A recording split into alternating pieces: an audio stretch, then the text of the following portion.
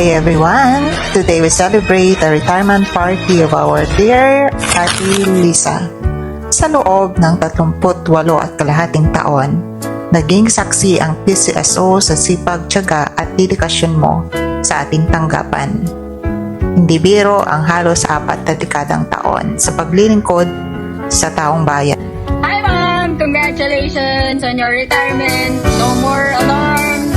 Every day is Sunday, makakapagluto ng favorite food! And thank you for everything! We love you, Mom! Love you! Bye! Sa bawat araw ng iyong pagpasok, dala mo ang iyong kasipagan, pagiging responsable at pagmamahal sa iyong katrabaho. Bilang isang kawani ng PCSO, naging maasahan ka hindi lamang sa iyong mga tungkulin, kundi pati na rin bilang isang masayahin at mabuting kaibigan at kasamahan. Sa bawat larawang makikita natin ngayon, hindi lang mga alaala ang ating binabalikan. Ito rin ay kwento ng isang taong buong pusong naglingkod, nagbigay inspirasyon at nag-iwan ng magandang halimbawa sa lahat ng katrabaho. At sa kanya natin madalas marinig ang salitang, "Love you!" Ate Lisa, maraming salamat sa iyong pagiging masipag, matyaga at mapagkatiwalaang bahagi ng ating tanggapan. Marami kaming natutunan mula sa iyong pagiging masayahin, kababaang loob at malasakit sa kapwa.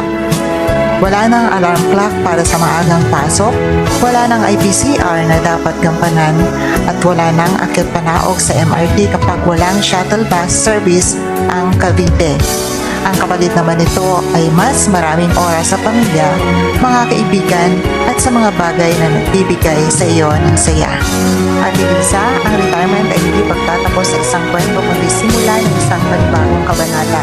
Congratulations sa isang napakagandang journey at sa isang well-deserved retirement.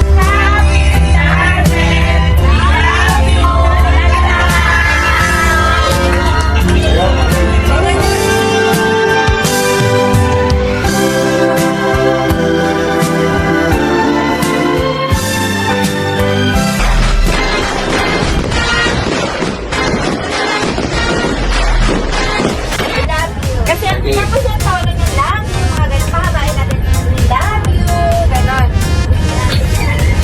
Ako lang